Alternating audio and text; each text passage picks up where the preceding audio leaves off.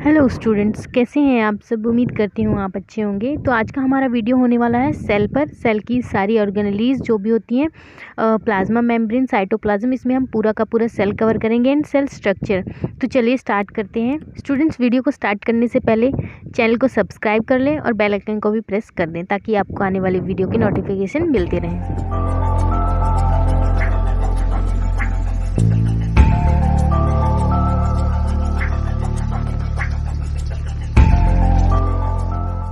Students, welcome to nurse दीदी। हमारा आज का टॉपिक है दी सेल। डेफिनेशन पढ़ेंगे इसके बारे में हम। The cell is the basic unit of the body. जैसे कि आपको पता है सेल क्या होती है, बहुत ही बेसिक यूनिट होती है। बहुत छोटे छोटे सेल से मिलकर हमारी बॉडी बनी होती है। तो सेल क्या है, is the basic unit of the body. It is the functional part. ये फंक्शनल पार्ट होता है। It contain the organelles covered with membrane. इसके अंदर बहुत छोटी छोटी ऑर्गेनेलीज प्रेजेंट होती हैं जो एक मेम्ब्रेन के थ्रू कवर होती हैं, जिसको हम प्लाज्मा मेम्ब्रेन भी बोलते हैं। When cell present in a group, जब सेल प्रेजेंट होते हैं ग्रुप में, then form the tissue, example blood, muscles and bone. जब सेल्स ग्रुप में होते हैं इकट्ठे तो वो क्या फॉर्म करते हैं, टिश्यू फॉर्म करते हैं।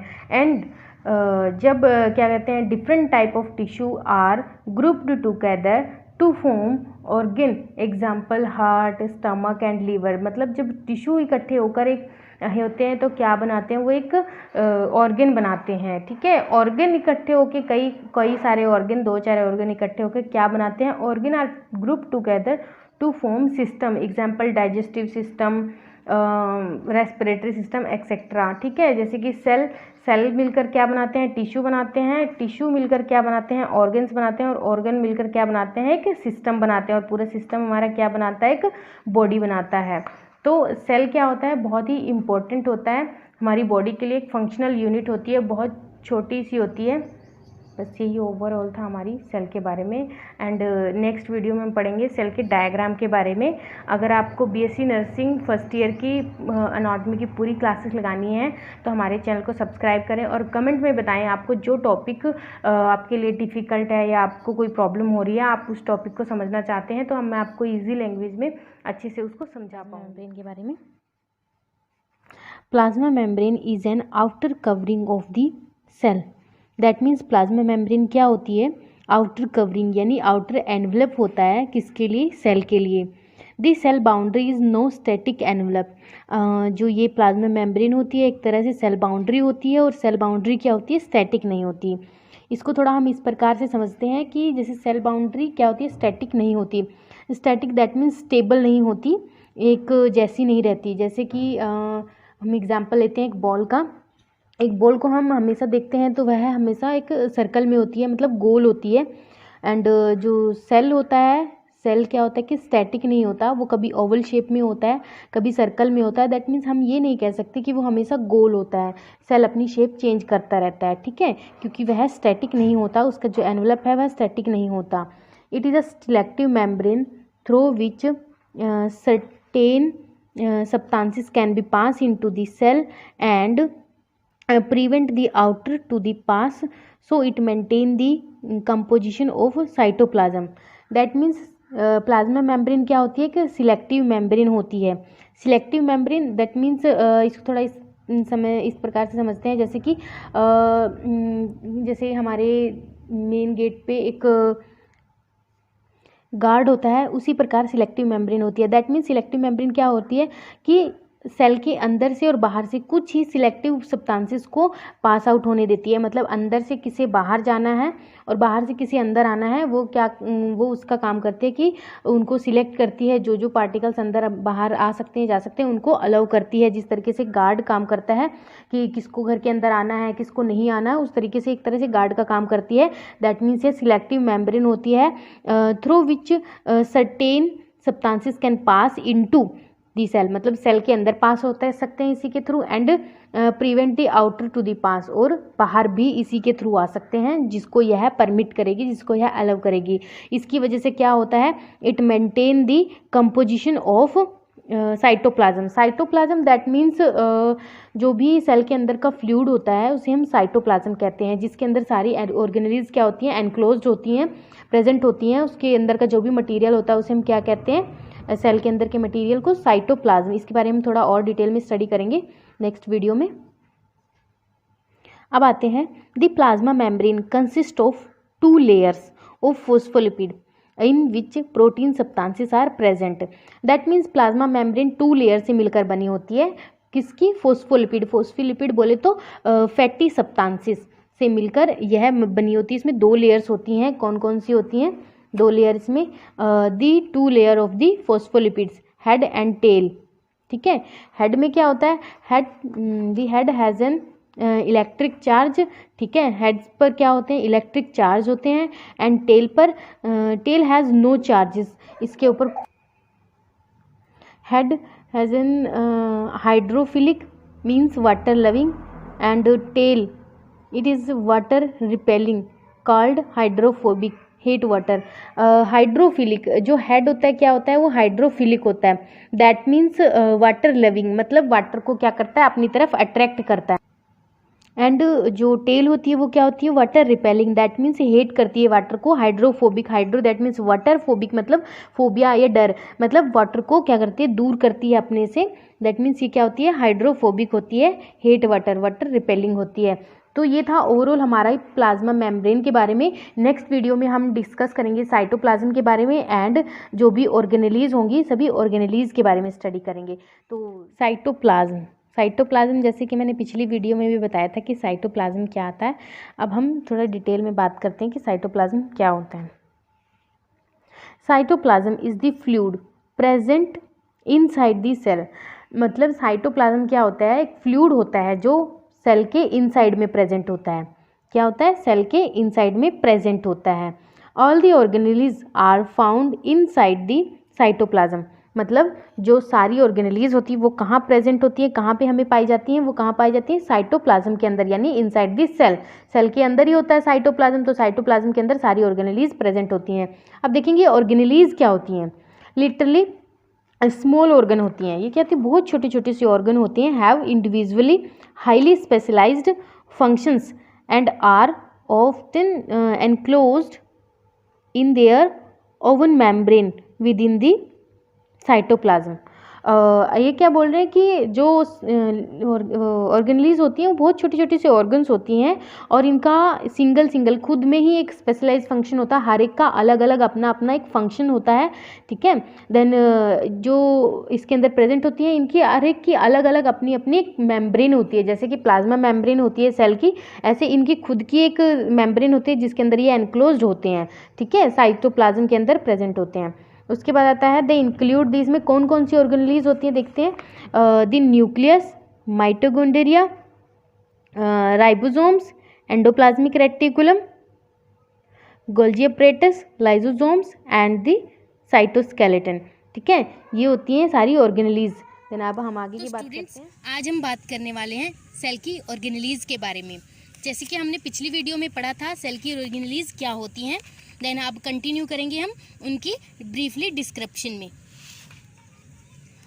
सबसे फर्स्ट नंबर पे आता है nucleus, second is mitochondria, third is ribosomes and fourth is endoplasmic reticulum, fifth is Golgi apparatus and sixth is lysosome. Students, organelles में हम सबसे पहले बात करेंगे न्यूक्लियस के बारे में। What is a nucleus? Every cell in the body has a nucleus with the exception of mature erythrocytes यानी कि red blood cells. That means every cell in the body के अंदर जितने भी सेल पाए जाते हैं सभी के अंदर क्या होता है? एक सिंगल न्यूक्लियस पाया जाता है। एक्सेप्शन ऑफ मैच्योर एरिथ्रोसाइट्स यानी कि जो भी मैच्योर एरिथ्रोसाइट्स होता है, रेड ब्लड सेल्स होते हैं, उसके अंदर न्यूक्लियस नहीं प्रेजेंट होता है। And skeletal muscle and some other cells contain several nuclei. That means red blood cells के अंदर न्यूक्लियस नहीं पाया जाता और स्केलेटल मसल्स के अंदर एक से ज़्यादा न्यूक्लियाई पाई जाते हैं या न्यूक्लियस पाया जाता है। इसका क्या मतलब है कि आपका जो मैच्योर एरिथ्रोसाइट्स होता है और जो स्केलेटल मसल्स होती हैं, इनको छोड़ के आपकी बॉडी में जितने भी सेल पाए जाते हैं सभी के अंदर एक सिंगल न्यूक्लियस पाया जाता है। Exception red blood sales etcetera.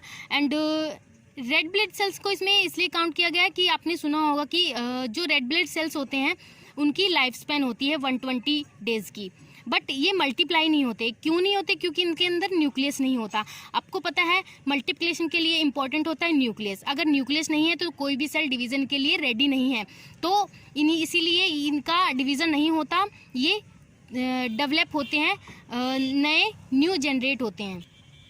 उसके बाद आता है the nucleus is the largest organelles and it contain within the nuclear envelope a membrane similar to the plasma membrane. जो न्यूक्लियस होता है क्या होता है कि लार्जेस्ट ऑर्गेनेली होती है। सेल के अंदर सबसे बड़ी जो ऑर्गेनेली होती है वो न्यूक्लियस होती है, और ये क्या कंटेन करते हैं? With in the nuclear envelope. That means जैसे कि आपने प्लाज्मा मेम्ब्रेन पढ़ा था, वह सेल की आउटर कवरिंग होती है, सेल को कवर करके रखती है।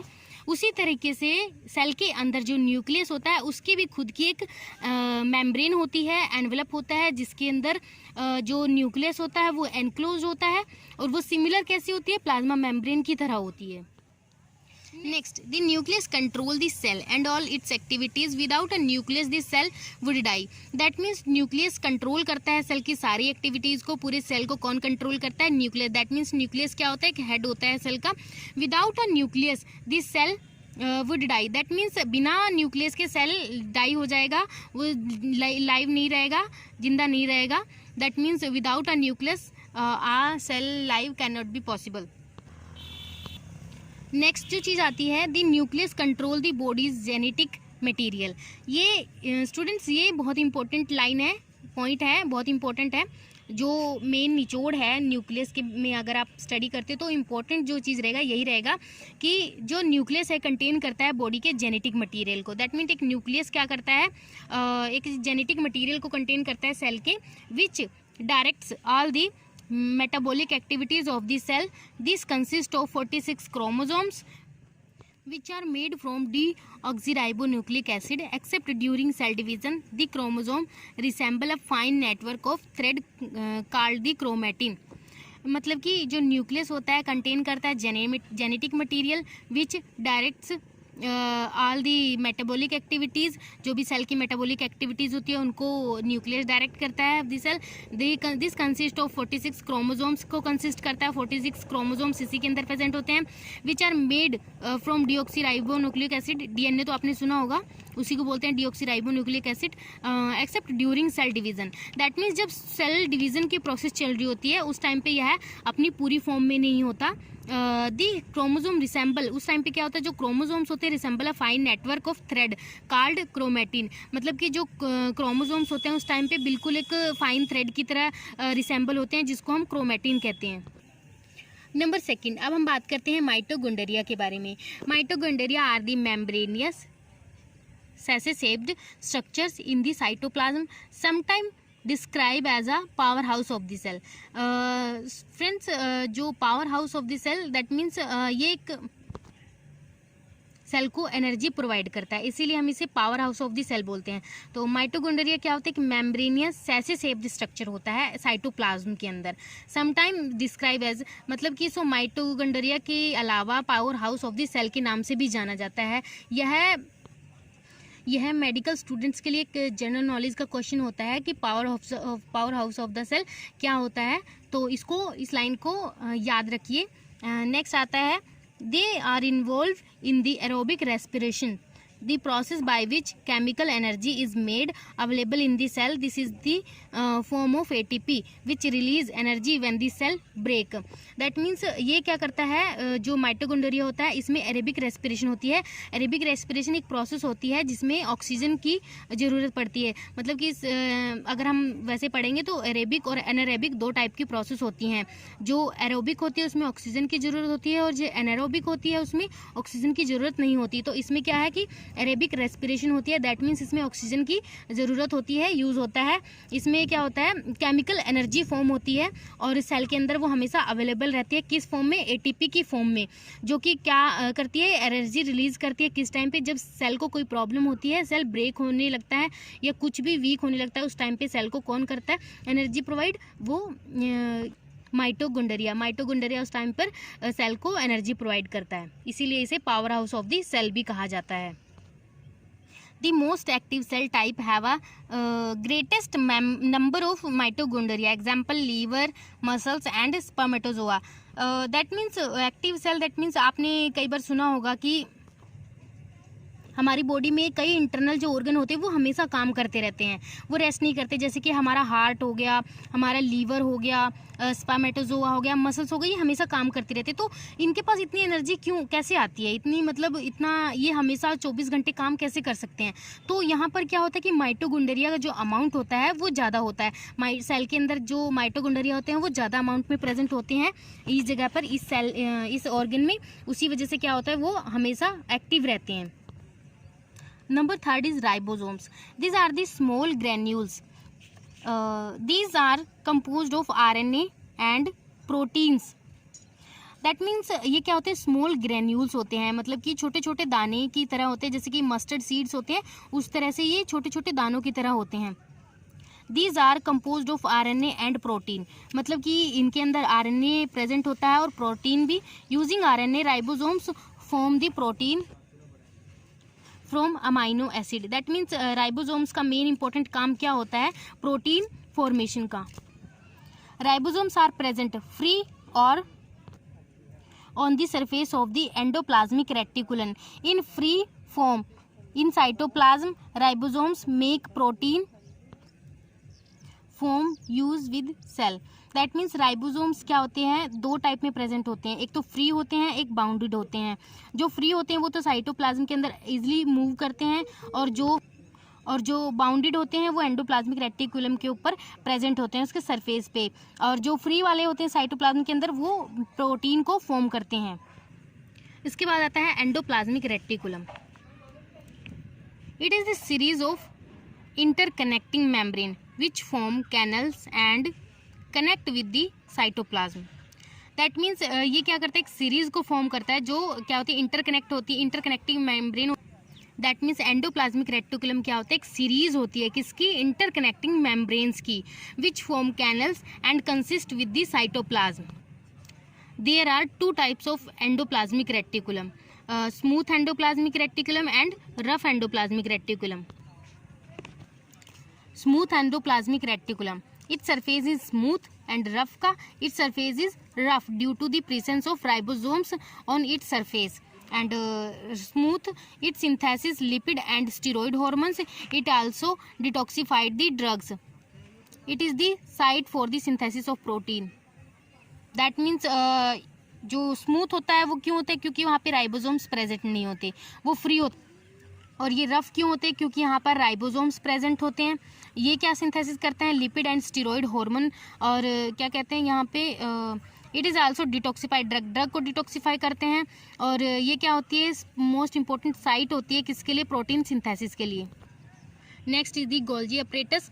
The Golgi complex is located near the nucleus. That means जो गोल्गी अपरेटस होता है वह न्यूक्लियस के बिल्कुल पास में होता है। The Golgi apparatus pack the secreted protein. This protein produced by the ribosomes are then accumulated in the cisternae of the Golgi apparatus. The protein and its associated vessels is referred to as a secreted granules. That means Golgi apparatus का सीधा सीधा मतलब है कि यह क्या करता है, जो भी सिक्रेटेड प्रोटीन्स होती हैं उनको क्या करता है, पैक करता है और अपने अंदर स्टोर करता है। जो भी राइबोसोम्स प्रोटीन को सिक्रीट करता है, रिलीज करता है, अगर उनकी ज़रूरत नहीं होती तो ये क्या करता है, उन्हें अपने पास सिस्टरने के अंदर क्या करता है, स्टोर कर लेता है एंड नेक्स्ट टाइम के लिए स्टोर रखता है। उसके बाद आता है lysosomes. Lysosomes are the one type of secretory vesicles. ये क्या होते हैं, एक तरह के सिक्रेटरी वेसिकल्स होते हैं। लाइसोसोम्स क्या होते हैं, वाइट ब्लड सेल्स के अंदर होते हैं, कंटेन एंजाइम्स। वहाँ पर इनके पास एक एंजाइम होता है that digest foreign material such as microbes. Lysosomes also help in the removal of waste material from cell. That means ये डिफेंस मैकेनिज्म का काम करते हैं। वाइट ब्लड सेल्स के अंदर प्रेजेंट इनके पास एक एंजाइम होता है, दो क्या करता है, डाइजेस्ट करता है किसको, फॉरेन मटेरियल, मतलब कोई भी बैक्टीरिया वायरस जो भी बॉडी के अंदर एंटर करता है उसको क्या करता है, जो भी हमारा इम्यूनिटी मैकेनिज्म है वो काम करता है। उसके बाद ये इसका क्या काम होता है, उसमें उनको डाइजेस्ट करने का, उनको रिमूव करने का, जो भी वेस्ट मटेरियल होता है। तो स्टूडेंट्स, अगर आपको हमारा वीडियो अच्छा लगा हो या इसने आपकी थोड़ी भी हेल्प की हो तो प्लीज़ हमारे चैनल को लाइक, शेयर एंड सब्सक्राइब ज़रूर करना और नेक्स्ट वीडियो के लिए वेट करें।